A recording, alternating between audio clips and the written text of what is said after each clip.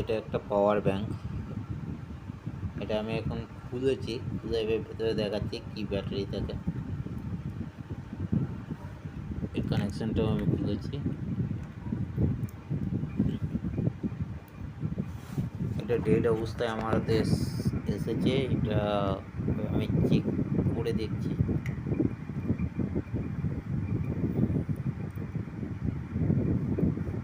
প্রথমে পিসিবিটা চেক করে দেখি ঠিক আছে কি না। চার্জে দিলাম, পিসিবি ঠিক আছে।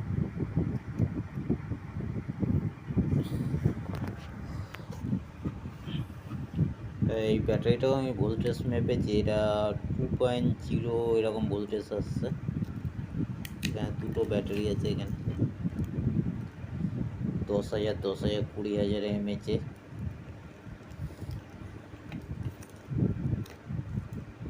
এটা এবারে আমি চেক করে দেখব চার্জ উঠছে না কেন।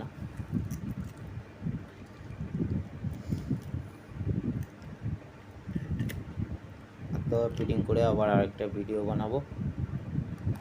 গুড নাইট বন্ধুরা।